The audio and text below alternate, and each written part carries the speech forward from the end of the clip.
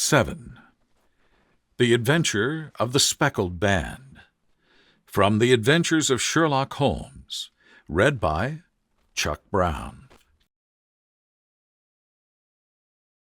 On glancing over my notes of the 70-odd cases in which I have, during the last 8 years, studied the methods of my friend Sherlock Holmes, I find many tragic, some comic, a large number merely strange, but none commonplace, for, working as he did rather for the love of his art than the acquirement of wealth, he refused to associate himself with any investigation which did not tend towards the unusual or even the fantastic. Of all these varied cases, however, I cannot recall any which presented more singular features than that which was associated with the well-known Surrey family of the Roylotts of Stoke Moran. The events in question occurred in the early days of my association with Holmes, when we were sharing rooms as bachelors in Baker Street. It is possible that I might have placed them upon record before, but a promise of secrecy was made at the time, from which I have only been freed during the last month by the untimely death of the lady to whom the pledge was given. It is perhaps as well that the fact should now come to light, for I have reasons to know that there are widespread rumors as to the death of Dr. Grimesby Roylott, which tend to make the matter even more terrible than the truth. It was early in April in the year 83 that I woke one morning to find Sherlock Holmes standing, fully dressed, by the side of my bed. He was a late riser, as a rule, and as the clock on the mantelpiece showed me that it was only 7:15, I blinked up at him in some surprise, and perhaps just a little resentment, for I was myself regular in my habits. "Very sorry to knock you up, Watson," said he, "but it's the common lot this morning. Mrs. Hudson has been knocked up, she retorted upon me, and I on you." "What is it, then? A fire?" "No, a client. It seems that a young lady has arrived in a considerable state of excitement who insists upon seeing me. She is waiting now in the sitting-room. Now, when young ladies wander about the metropolis at this hour of the morning and knock sleepy people up out of their beds, I presume that it is something very pressing which they have to communicate. Should it prove to be an interesting case, you would, I am sure, wish to follow it from the outset. I thought, at any rate, that I should call you and give you the chance." "My dear fellow, I would not miss it for anything." I had no keener pleasure than in following Holmes in his professional investigations, and in admiring the rapid deductions, as swift as intuitions, and yet always founded on a logical basis with which he unraveled the problems which were submitted to him. I rapidly threw on my clothes and was ready in a few minutes to accompany my friend down to the sitting-room. A lady dressed in black and heavily veiled, who had been sitting in the window, rose as we entered. "Good morning, madam," said Holmes cheerily. "My name is Sherlock Holmes. This is my intimate friend and associate, Dr. Watson, before whom you can speak as freely as before myself. Ha! I am glad to see that Mrs. Hudson had the good sense to light the fire.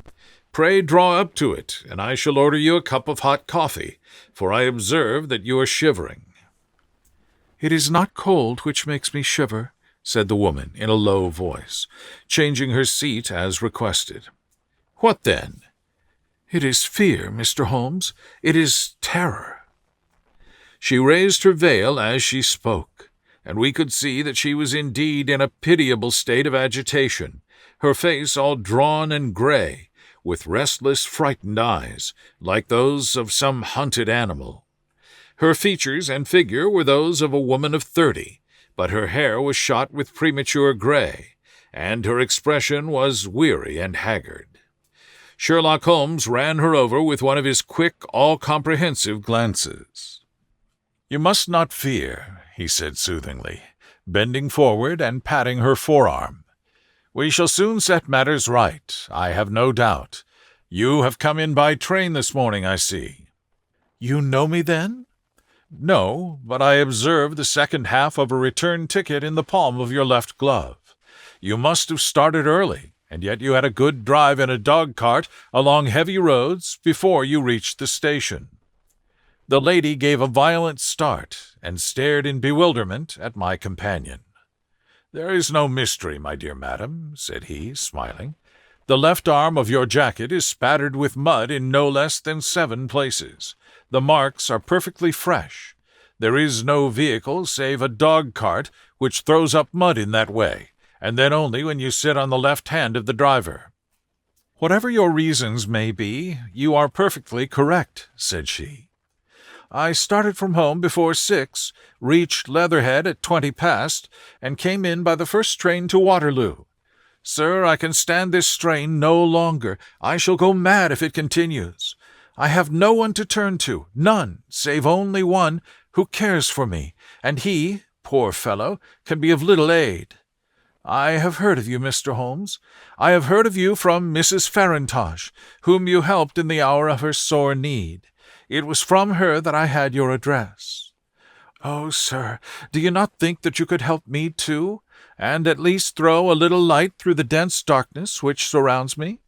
At present it is out of my power to reward you for your services, but in a month or 6 weeks I shall be married, with the control of my own income, and then at least you shall not find me ungrateful." Holmes turned to his desk, and unlocking it, drew out a small case-book, which he consulted. "Farintosh," said he. "Ah, yes, I recall the case. It was concerned with an opal tiara. I think it was before your time, Watson. I can only say, madam, that I shall be happy to devote the same care to your case as I did to that of your friend. As to reward, my profession is its own reward, but you are at liberty to defray whatever expenses I may be put to at the time which suits you best. And now I beg that you will lay before us everything that may be of help in forming an opinion upon the matter." "Alas," replied our visitor, "the very horror of my situation lies in the fact that my fears are so vague, and my suspicions depend so entirely upon small points, which might seem trivial to another, that even he to whom of all others I have a right to look for help and advice looks upon all that I tell him about it as the fancies of a nervous woman. He does not say so, but I can read it from his soothing answers and averted eyes. But I have heard, Mr. Holmes, that you can see deeply into the manifold wickedness of the human heart. You may advise me how to walk amid the dangers which encompass me." "I am all attention, madam." "My name is Helen Stoner, and I am living with my stepfather, who is the last survivor of one of the oldest Saxon families in England, the Roylotts of Stoke Moran, on the western border of Surrey." Holmes nodded his head. "The name is familiar to me," said he. "The family was at one time among the richest in England, and the estates extended over the borders into Berkshire in the north and Hampshire in the west. In the last century, however, 4 successive heirs were of a dissolute and wasteful disposition, and the family ruin was eventually completed by a gambler in the days of the Regency. Nothing was left save a few acres of ground, and the 200-year-old house, which is itself crushed under a heavy mortgage. The last squire dragged out his existence there, living the horrible life of an aristocratic pauper. But his only son, my stepfather, seeing that he must adapt himself to the new conditions, obtained an advance from his relative, which enabled him to take a medical degree, and went out to Calcutta, where, by his professional skill and his force of character, he established a large practice. In a fit of anger, however, caused by some robberies which had been perpetrated in the house, he beat his native butler to death and narrowly escaped a capital sentence. As it was, he suffered a long term of imprisonment, and afterwards returned to England a morose and disappointed man. When Dr. Roylott was in India, he married my mother, Mrs. Stoner, the young widow of Major General Stoner of the Bengal Artillery. My sister Julia and I were twins, and we were only 2 years old at the time of my mother's remarriage. She had a considerable sum of money, not less than £1,000 a year, and this she bequeathed to Dr. Roylott entirely while we resided with him, with a provision that a certain annual sum should be allowed to each of us in the event of our marriage. Shortly after our return to England, my mother died. She was killed 8 years ago in a railway accident near Crewe. Dr. Roylott then abandoned his attempts to establish himself in practice in London and took us to live with him in the old ancestral house at Stoke Moran. The money which my mother had left was enough for all our wants, and there seemed to be no obstacle to our happiness. But a terrible change came over our stepfather about this time. Instead of making friends and exchanging visits with our neighbors, who had at first been overjoyed to see a Roylott of Stoke Moran back in the old family seat, he shut himself up in his house and seldom came out save to indulge in ferocious quarrels with whoever might cross his path. Violence of temper approaching to mania has been hereditary in the men of the family, and in my stepfather's case it had, I believe, been intensified by his long residence in the tropics. A series of disgraceful brawls took place, 2 of which ended in police court, until at last he became the terror of the village, and the folks would fly at his approach, for he is a man of immense strength, and absolutely uncontrollable in his anger. Last week he hurled the local blacksmith over a parapet into a stream, and it was only by paying over all the money which I could gather together that I was able to avert another public exposure. He had no friends at all save the wandering gypsies, and he would give these vagabonds leave to encamp upon the few acres of bramble-covered land which represent the family estate, and would accept in return the hospitality of their tents, wandering away with them sometimes for weeks on end. He has a passion also for Indian animals, which are sent over to him by a correspondent, and he has at this moment a cheetah and a baboon, which wander freely over his grounds, and are feared by the villagers almost as much as their master. You can imagine from what I say that my poor sister Julia and I had no great pleasure in our lives. No servant would stay with us, and for a long time we did all the work of the house. She was but 30 at the time of her death, and yet her hair had already begun to whiten, even as mine has. Your sister is dead, then? She died just 2 years ago, and it is of her death that I wish to speak to you. You can understand that, living the life which I have described, we were little likely to see anyone of our own age and position. We had, however, an aunt, my mother's maiden sister, Miss Honoria Westphale, who lives near Harrow, and we were occasionally allowed to pay short visits at this lady's house. Julia went there at Christmas 2 years ago, and met there a half-pay major of Marines, to whom she became engaged. My stepfather learned of the engagement when my sister returned, and offered no objection to the marriage. But within a fortnight of the day which had been fixed for the wedding, the terrible event occurred which has deprived me of my only companion." Sherlock Holmes had been leaning back in his chair with his eyes closed and his head sunk in a cushion, but he half opened his lids now and glanced across at his visitor. "Pray be precise as to details," said he. "It is easy for me to be so, for every event of that dreadful time is seared into my memory. The manor house is, as I have already said, very old, and only one wing is now inhabited. The bedrooms in this wing are on the ground floor, the sitting-rooms being in the central block of the buildings. Of these bedrooms, the first is Dr. Roylott's, the second my sister's, and the third my own. There is no communication between them, but they all open out into the same corridor. Do I make myself plain?" "Perfectly so." "The windows of the 3 rooms open out upon the lawn. That fatal night Dr. Roylott had gone to his room early, though we knew that he had not retired to rest, for my sister was troubled by the smell of the strong Indian cigars which it was his custom to smoke. She left her room, therefore, and came into mine, where she sat for some time, chatting about her approaching wedding. At 11 o'clock she rose to leave me, but she paused at the door and looked back. "Tell me, Helen," said she, "have you ever heard anyone whistle in the dead of night?" "Never," said I. "I suppose you could not possibly whistle yourself in your sleep?" "Certainly not. But why?" "Because during the last few nights I have always, about 3 in the morning, heard a low, clear whistle. I am a light sleeper, and it has awakened me. I cannot tell where it came from. Perhaps from the next room, perhaps from the lawn. I thought that I would just ask you whether you had heard it." "No, I have not. It must be those wretched gypsies in the plantation." "Very likely, and yet if it were on the lawn, I wonder that you did not hear it also." "Ah, but I sleep more heavily than you."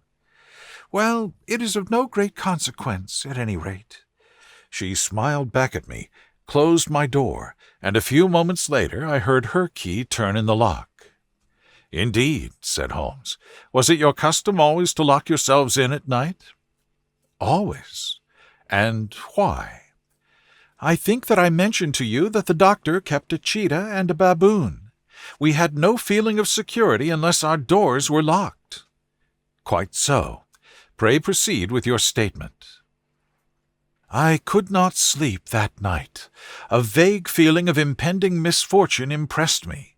My sister and I, you will recollect, were twins, and you know how subtle are the links which bind two souls which are so closely aligned.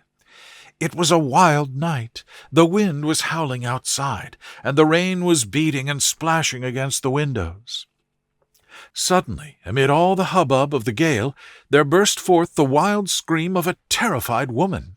I knew that it was my sister's voice. I sprang from my bed, wrapped a shawl round me, and rushed into the corridor. As I opened my door, I seemed to hear a low whistle, such as my sister described, and a few moments later a clanging sound, as if a mass of metal had fallen. As I ran down the passage, my sister's door was unlocked and revolved slowly upon its hinges. I stared at it horror-stricken, not knowing what was about to issue from it. By the light of the corridor lamp I saw my sister appear at the opening, her face blanched with terror, her hands groping for help, her whole figure swaying to and fro like that of a drunkard.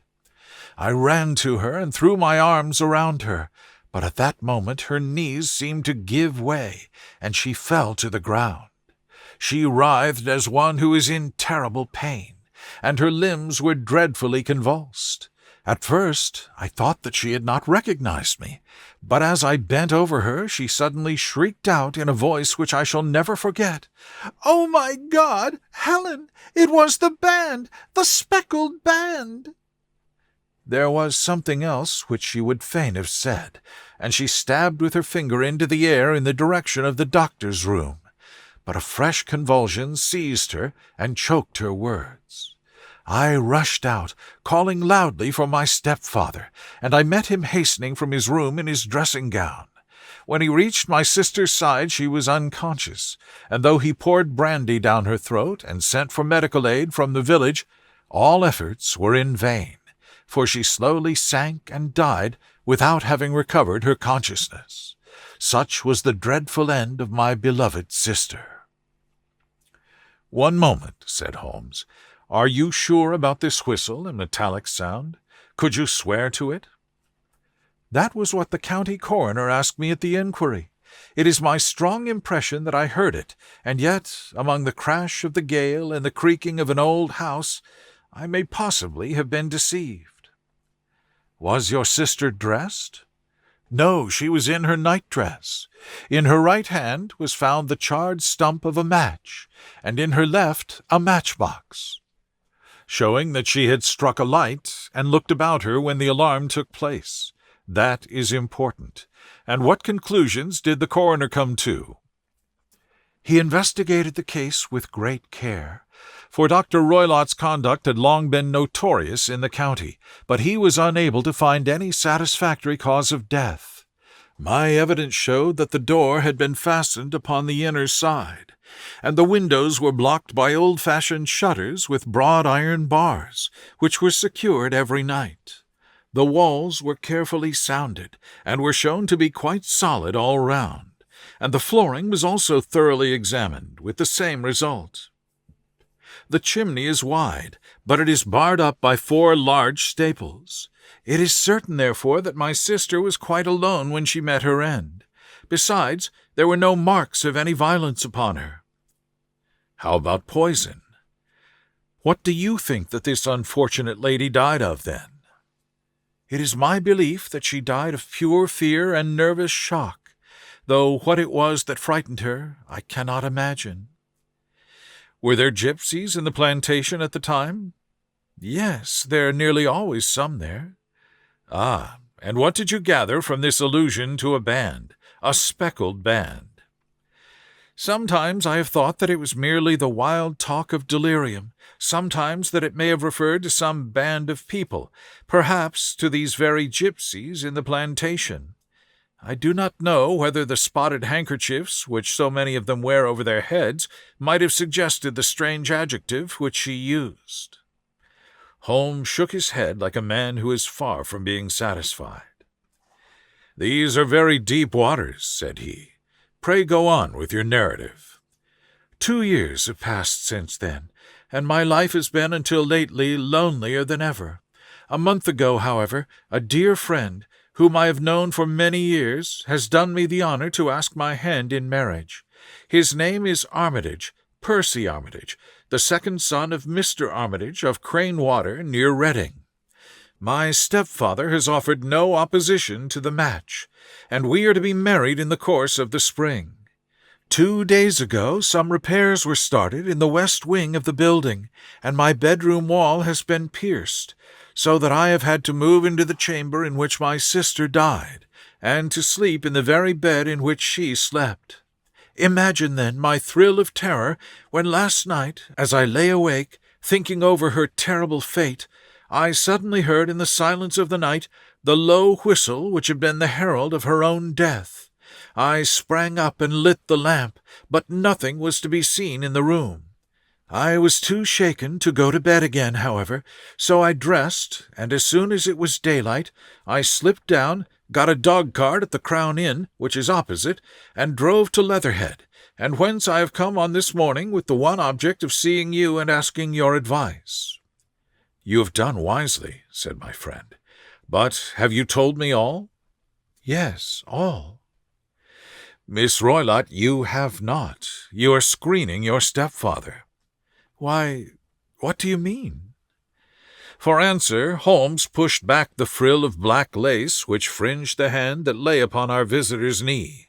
5 little livid spots, the marks of 4 fingers and a thumb, were printed upon the white wrist. "You have been cruelly used," said Holmes. The lady colored deeply and covered over her injured wrist.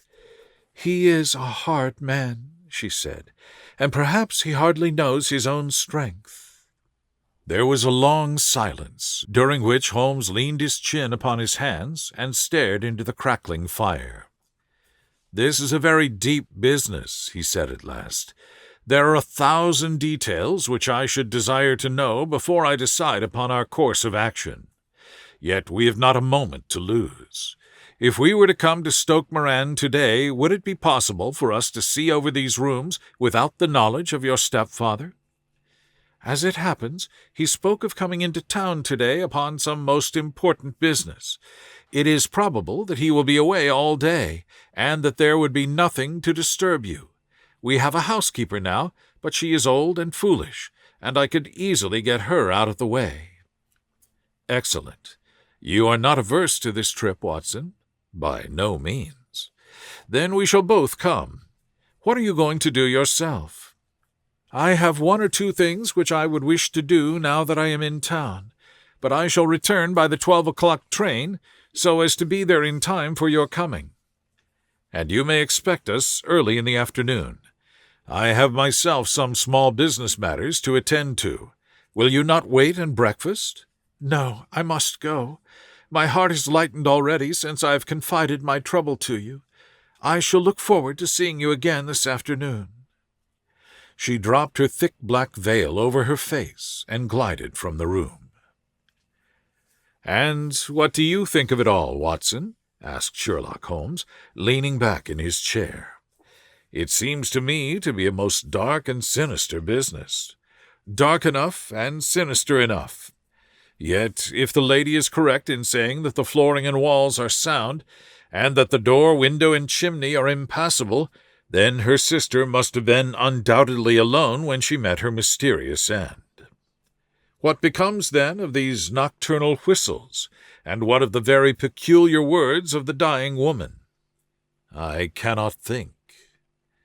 When you combine the ideas of whistles at night, the presence of a band of gypsies who are on intimate terms with this old doctor, the fact that we have every reason to believe that the doctor has an interest in preventing his stepdaughter's marriage, the dying allusion to a band, and finally the fact that Miss Helen Stoner heard a metallic clang, which might have been caused by one of those metal bars that secured the shutters falling back into its place.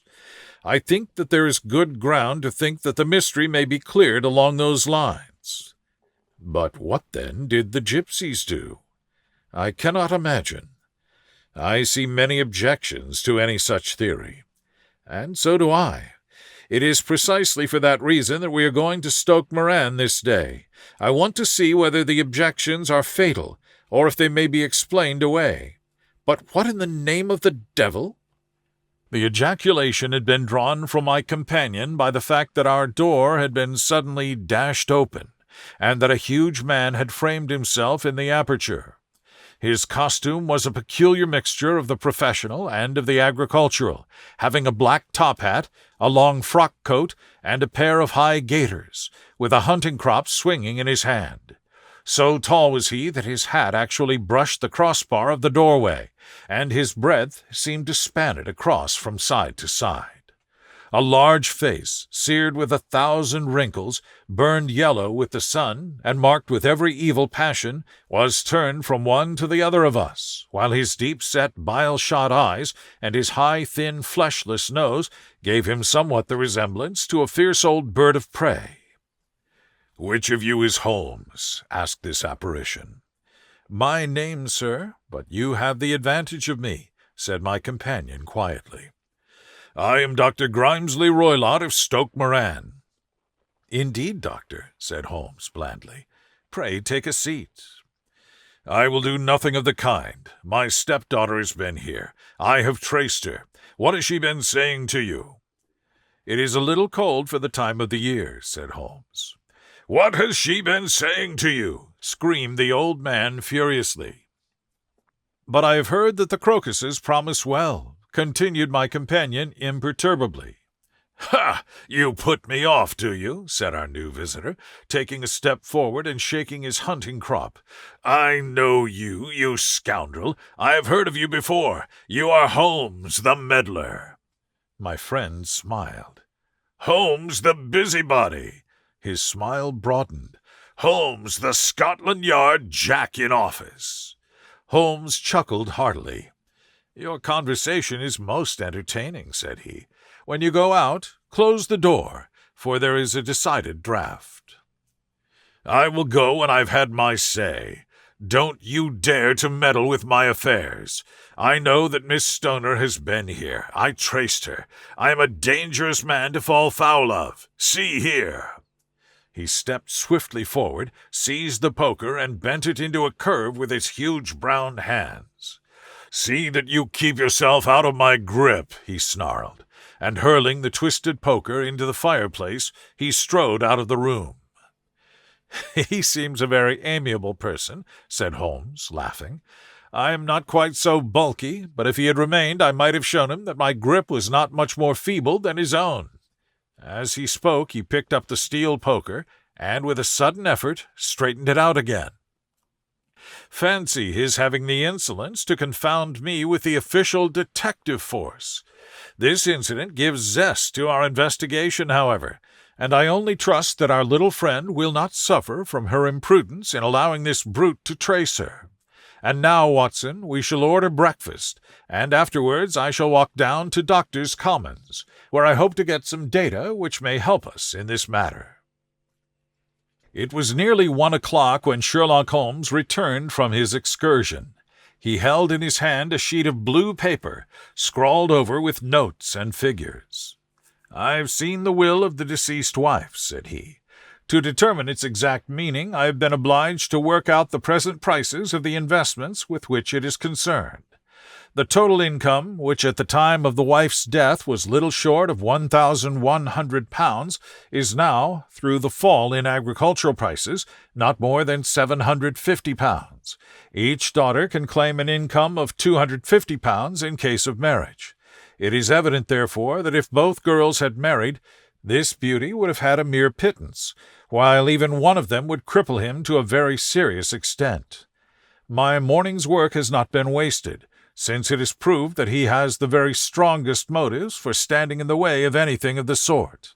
And now, Watson, this is too serious for dawdling, especially as the old man is aware that we are interesting ourselves in his affairs.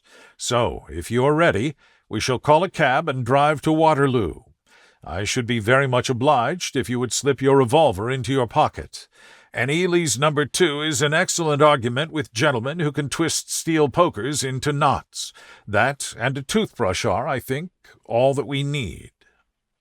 At Waterloo we were fortunate in catching a train for Leatherhead, where we hired a trap at the station inn and drove for 4 or 5 miles through the lovely Surrey lanes. It was a perfect day, with a bright sun and a few fleecy clouds in the heavens. The trees and wayside hedges were just throwing out their first green shoots, and the air was full of the pleasant smell of the moist earth. To me, at least, there was a strange contrast between the sweet promise of the spring and this sinister quest upon which we were engaged. My companion sat in the front of the trap, his arms folded, his hat pulled down over his eyes, and his chin sunk upon his breast, buried in the deepest thought. Suddenly, however, he started, tapped me on the shoulder, and pointed over the meadows. "Look there," said he. A heavily timbered park stretched up in a gentle slope, thickening into a grove at the highest point. From amid the branches there jutted out the grey gables and high roof-tree of a very old mansion. "Stoke Moran?" said he. "Yes, sir, that be the house of Dr. Grimesby Roylott," remarked the driver. "There is some building going on there," said Holmes. "That is where we are going." "There's the village," said the driver, pointing to a cluster of roofs some distance to the left. "But if you want to get to the house, you'll find it shorter to get over this stile, and so by the footpath over the fields. There it is where the lady is walking." "And the lady, I fancy, is Miss Stoner," observed Holmes, shading his eyes. "Yes, I think we had better do as you suggest." We got off, paid our fare, and the trap rattled back on its way to Leatherhead. "I thought it as well," said Holmes, as we climbed the stile, "that this fellow should think we had come here as architects, or on some definite business. It may stop his gossip. Good afternoon, Miss Stoner. You see that we have been as good as our word." Our client of the morning had hurried forward to meet us with a face which spoke her joy. "I have been waiting so eagerly for you," she cried, shaking hands with us warmly. "All has turned out splendidly. Dr. Roylott has gone to town, and it is unlikely that he will be back before evening." "We have had the pleasure of making the doctor's acquaintance," said Holmes, and in a few words he sketched out what had occurred. Miss Stoner turned white to the lips as she listened. "Good heavens!" she cried. "He has followed me, then?" "So it appears." "He is so cunning that I never know when I am safe from him. What will he say when he returns?" "He must guard himself, for he may find that there is someone more cunning than himself upon his track. You must lock yourself up from him tonight. If he is violent, we shall take you away to your aunt's at Harrow. Now, we must make the best use of our time, so kindly take us at once to the rooms which we are to examine." The building was of grey, lichen-blotched stone, with a high central portion and 2 curving wings, like the claws of a crab, thrown out on each side. In one of these wings the windows were broken and blocked with wooden boards, while the roof was partly caved in, a picture of ruin. The central portion was in little better repair, but the right-hand block was comparatively modern, and the blinds in the windows, with the blue smoke curling up from the chimneys, showed that this was where the family resided. Some scaffolding had been erected against the end wall, and the stonework had been broken into, but there were no signs of any workmen at the moment of our visit. Holmes walked slowly up and down the ill-trimmed lawn, and examined with deep attention the outsides of the windows. This, I take it, belongs to the room in which you used to sleep, the center one to your sister's, and the one next to the main building, Dr. Roylott's chamber. Exactly so, but I am now sleeping in the middle one. Pending the alterations, as I understand. By the way, there does not seem to be any very pressing need for repairs at that end wall. There were none. I believe that it was an excuse to move me from my room. Ah, that is suggestive. Now, on the other side of this narrow wing runs the corridor from which these 3 rooms open. There are windows in it, of course. Yes, but very small ones, too narrow for anyone to pass through.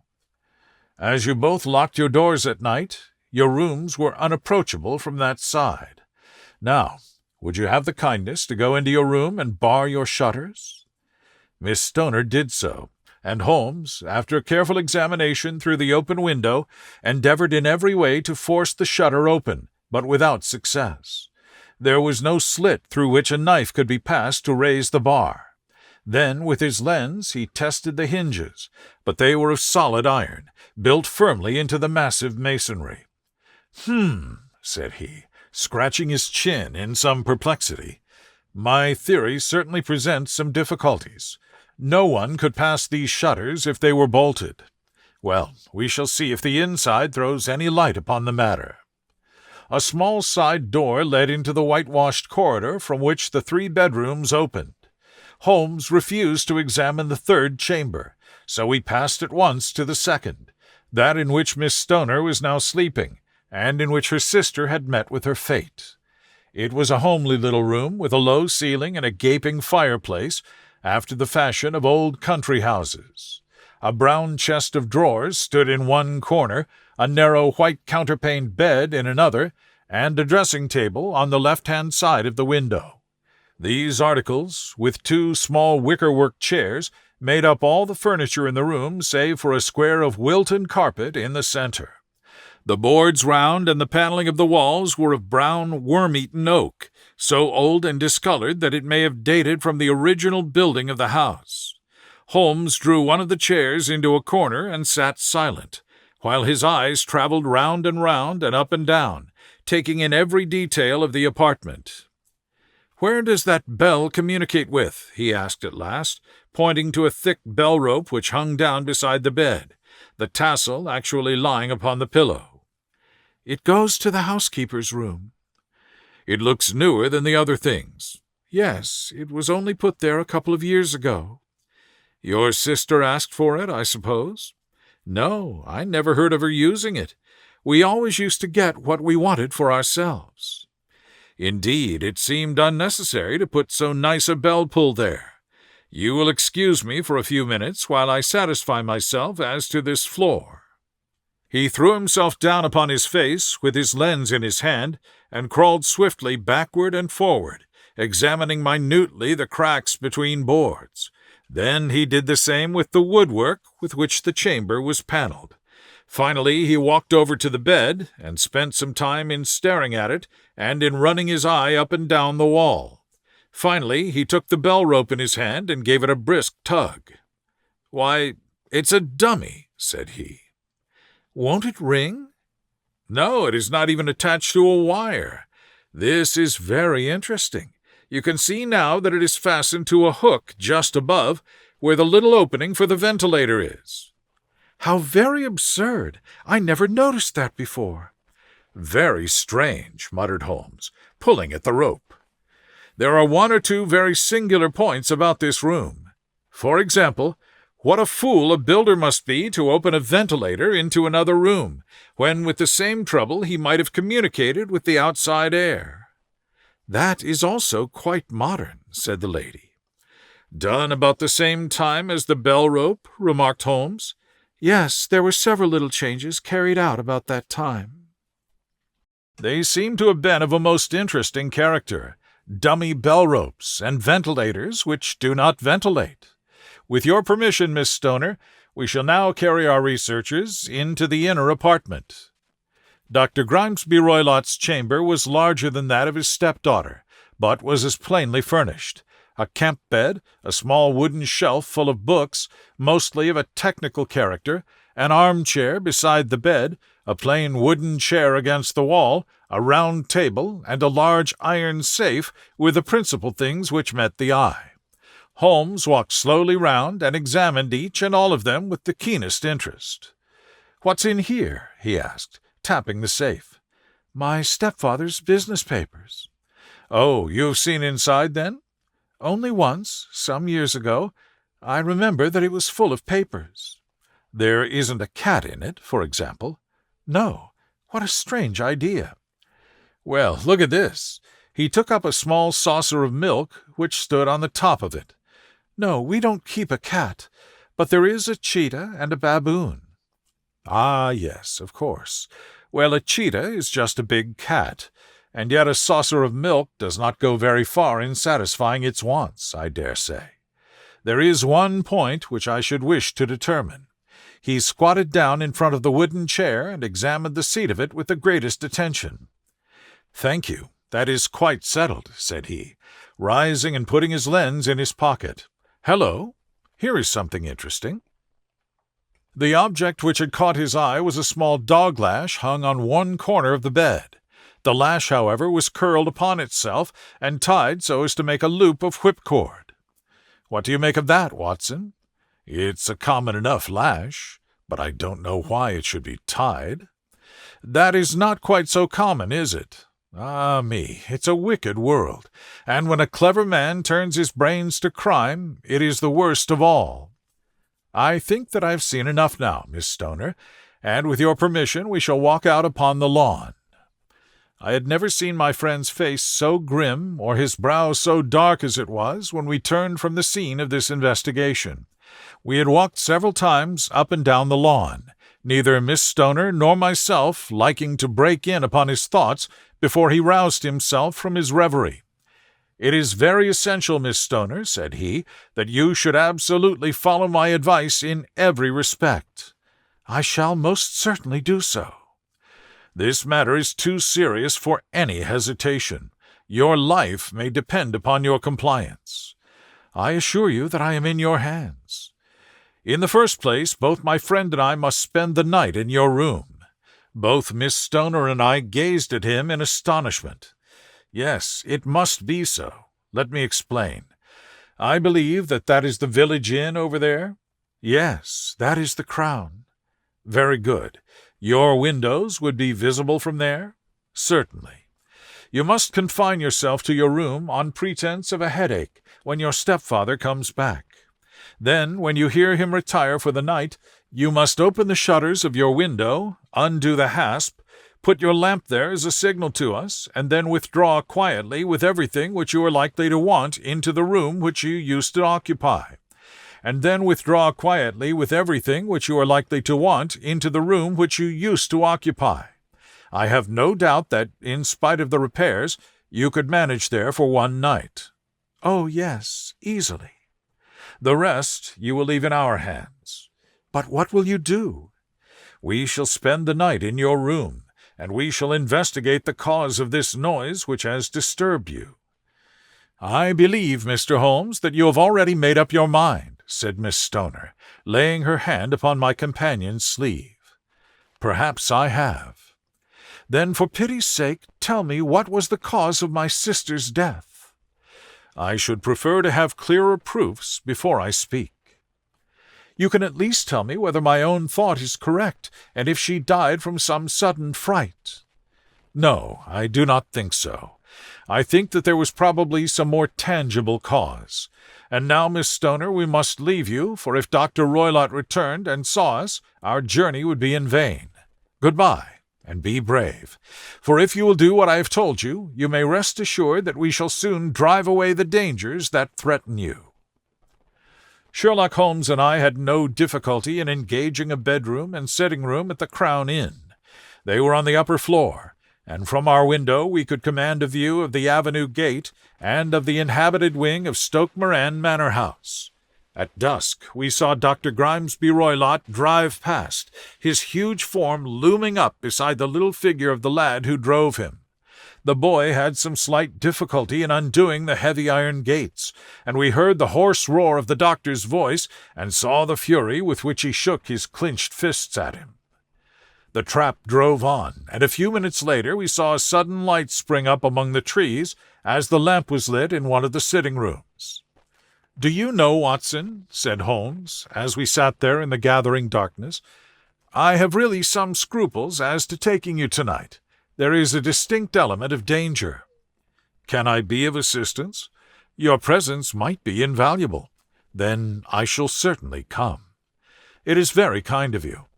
"You speak of danger. You have evidently seen more in these rooms than was visible to me." "No, but I fancy that I may have deduced a little more. I imagine that you saw all I did."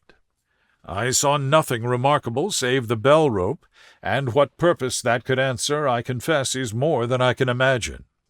"You saw the ventilator, too?" "Yes, but I do not think that it is such a very unusual thing to have a small opening between two rooms. It was so small that a rat could hardly pass through." "I knew that we should find a ventilator before ever we came to Stoke Moran." "My dear Holmes!" "Oh, yes, I did. You remember in her statement she said that her sister could smell Dr. Roylott's cigar. Now, of course, that suggested at once that there must be a communication between the two rooms. It could only be a small one, or it would have been remarked upon at the coroner's inquiry. I deduced a ventilator." "But what harm can there be in that?" "Well, there's at least a curious coincidence of dates. A ventilator is made, a cord is hung, and a lady who sleeps in the beds dies. Does not that strike you?" "I cannot as yet see any connection." "Did you observe anything very peculiar about that bed?" "No. It was clamped to the floor. Did you ever see a bed fastened like that before?" "I cannot say that I have." "The lady could not move her bed. It must always be in the same relative position to the ventilator or to the rope, or so we may call it, since it was clearly never meant for a bell-pull." "Holmes," I cried, "I seem to see dimly what you are hinting at. We are only just in time to prevent some subtle and horrible crime." "Subtle enough and horrible enough. When a doctor does go wrong, he is the first of criminals. He has nerve, and he has knowledge. Palmer and Pritchard were among the heads of their profession. This man strikes even deeper, but I think, Watson, that we shall be able to strike deeper still. But we shall have horrors enough before the night is over. For goodness' sake, let us have a quiet pipe and turn our minds for a few hours to something more cheerful." About 9 o'clock the light among the trees was extinguished, and all was dark in the direction of the manor-house. 2 hours passed slowly away, and then, suddenly, just at the stroke of 11, a single bright light shone out right in front of us. "That is our signal," said Holmes, springing to his feet. "It comes from the middle window." As we passed out, he exchanged a few words with the landlord, explaining that we were going on a late visit to an acquaintance, and that it was possible that we might spend the night there. A moment later we were out on the dark road, a chill wind blowing in our faces, and one yellow light twinkling in front of us through the gloom to guide us on our somber errand. There was little difficulty in entering the grounds, for unrepaired breaches gaped in the old park wall. Making our way among the trees, we reached the lawn, crossed it, and were about to enter through the window, when out from a clump of laurel bushes there darted what seemed to be a hideous and distorted child, who threw itself upon the grass with writhing limbs, and then ran swiftly across the lawn into the darkness. "My God!" I whispered. "Did you see it?" Holmes was, for the moment, as startled as I. His hand closed like a vice upon my wrist in his agitation. Then he broke into a low laugh and put his lips to my ear. "It is a nice household," he murmured. "That is the baboon." I had forgotten the strange pets which the doctor affected. There was a cheetah, too. Perhaps we might find it upon our shoulders at any moment.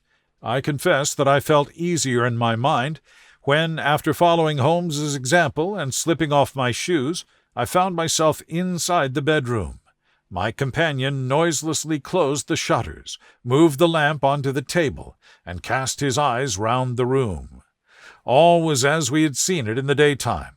Then, creeping up to me and making a trumpet of his hand, he whispered into my ear again so gently that it was all I could do to distinguish the words. "The least sound would be fatal to our plans." I nodded to show that I had heard. "We must sit without light.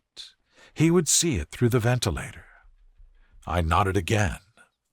"Do not go to sleep. Your very life may depend upon it. Have your pistol ready in case we should need it. I will sit on the side of the bed, and you in that chair." I took out my revolver and laid it on the corner of the table. Holmes had brought up a long, thin cane, and this he placed upon the bed beside him. By it he laid the box of matches and the stump of a candle. Then he turned down the lamp, and we were left in darkness. How shall I ever forget that dreadful vigil? I could not hear a sound, not even the drawing of a breath, and yet I knew that my companion sat open-eyed within a few feet of me in the same state of nervous tension in which I was myself. The shutters cut off the least ray of light, and we waited in absolute darkness. From outside came the occasional cry of a night bird, and once at our very window a long-drawn cat-like whine, which told us that the cheetah was indeed at liberty. Far away we could hear the deep tones of the parish clock, which boomed out every quarter of an hour. How long they seemed, those quarters! 12 struck, and 1, and 2, and 3, and still we sat waiting silently for whatever might befall. Suddenly there was the momentary gleam of a light up in the direction of the ventilator, which vanished immediately, but was succeeded by a strong smell of burning oil and heated metal. Someone in the next room had lit a dark lantern. I heard a gentle sound of movement, and then all was silent once more, though the smell grew stronger. For half an hour I sat with straining ears. Then suddenly another sound became audible, a very gentle, soothing sound, like that of a small jet of steam escaping continually from a kettle. The instant that we heard it, Holmes sprang from the bed, struck a match, and lashed furiously with his cane at the bell-pull. "You see it, Watson?" he yelled. "You see it?" But I saw nothing. At the moment when Holmes struck the light, I heard a low, clear whistle, but the sudden glare flashing into my weary eyes made it impossible for me to tell what it was at which my friend lashed so savagely. I could, however, see that his face was deadly pale and filled with horror and loathing. He had ceased to strike and was gazing up at the ventilator when suddenly there broke from the silence of the night the most horrible cry to which I have ever listened. It swelled up louder and louder, a hoarse yell of pain and fear and anger, all mingled in the one dreadful shriek. They say that away down in the village, and even in the distant parsonage, that cry raised the sleepers from their beds. It struck cold to our hearts, and I stood gazing at Holmes, and he at me, until the last echoes of it had died away into the silence from which it rose.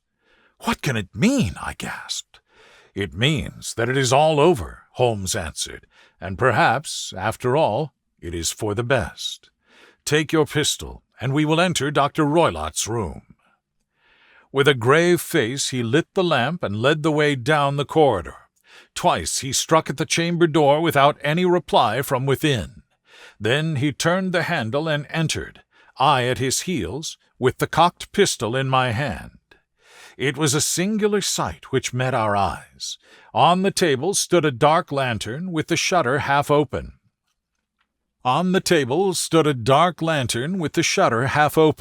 Throwing a brilliant beam of light upon the iron safe, the door of which was ajar. Beside this table, on the wooden chair, sat Dr. Grimesby Roylott, clad in a long grey dressing-gown, his bare ankles protruding beneath, and his feet thrust into red heelless Turkish slippers. Across his lap lay the short stock with the long lash which we had noticed during the day. The chin was cocked upward, and his eyes were fixed in a dreadful rigid stare at the corner of the ceiling. Round his brow he had a peculiar yellow band with brownish speckles, which seemed to be bound tightly round his head. As we entered he made neither sound nor motion. "The band! The speckled band!" whispered Holmes. I took a step forward. In an instant his strange headgear began to move, and there reared itself from among his hair the squat diamond-shaped head and puffed neck of a loathsome serpent. "It is a swamp adder," cried Holmes, "the deadliest snake in India. He has died within 10 seconds of being bitten.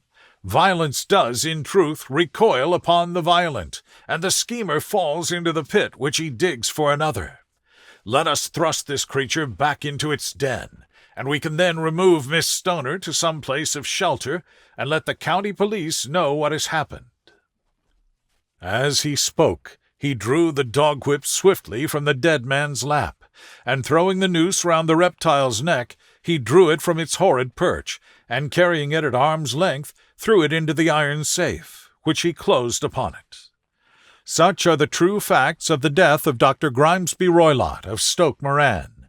It is not necessary that I should prolong a narrative which is already run to too great a length by telling how we broke the sad news to the terrified girl, how we conveyed her by the morning train to the care of her good aunt at Harrow, of how the slow process of official inquiry came to the conclusion that the doctor met his fate while indiscreetly playing with a dangerous pet.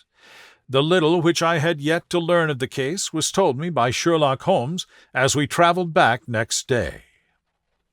"I had," said he, "come to an entirely erroneous conclusion, which shows, my dear Watson, how dangerous it always is to reason from insufficient data. The presence of the gypsies, and the use of the word band, which was used by the poor girl, no doubt, to explain the appearance, which she had caught a hurried glimpse of by the light of her match, were sufficient to put me on an entirely wrong scent. I can only claim the merit that I instantly reconsidered my position when, however, it became clear to me that whatever danger threatened an occupant of the room could not come either from the window or the door. My attention was speedily drawn, as I have already remarked to you, to this ventilator, and to the bell rope which hung down to the bed. The discovery that this was a dummy, and that the bed was clamped to the floor, instantly gave rise to the suspicion that the rope was there as a bridge for something passing through the hole and coming to the bed. The idea of a snake instantly occurred to me, and when I coupled it with my knowledge that the doctor was furnished with a supply of creatures from India, I felt that I was probably on the right track. The idea of using a form of poison which could not possibly be discovered by any chemical test was just such a one as would occur to a clever and ruthless man who had an Eastern training. The rapidity with which such a poison would take effect would also, from his point of view, be an advantage. It would be a sharp-eyed coroner, indeed, who could distinguish the 2 little dark punctures which would show where the poison fangs had done their work. Then I thought of the whistle. Of course, he must recall the snake before the morning light revealed it to him. He had trained it, probably by use of the milk which we saw, to return to him when he summoned. He would put it through the ventilator at the hour that he thought best, with the certainty that it would crawl down the rope and land on the bed. It might or might not bite the occupant. Perhaps she might escape every night for a week, but sooner or later she must fall a victim. I had come to these conclusions before ever I had entered his room. An inspection of his chair showed me that he had been in the habit of standing on it, which of course would be necessary in order that he should reach the ventilator. The sight of the safe, the saucer of milk, and the loop of whipcord were enough to finally dispel any doubts which may have remained. The metallic clang heard by Miss Stoner was obviously caused by her stepfather hastily closing the door of his safe upon its terrible occupant. Having once made up my mind, you know the steps which I took in order to put the matter to the proof. I heard the creature hiss, as I have no doubt that you did also, and I instantly lit the light and attacked it, with the result of driving it through the ventilator, and also with the result of causing it to turn upon its master at the other side. Some of the blows of my cane came home and roused its snakish temper, so that it flew upon the first person it saw. In this way, I am no doubt indirectly responsible for Dr. Grimesby Roylott's death, and I cannot say that it is likely to weigh very heavily upon my conscience. The End.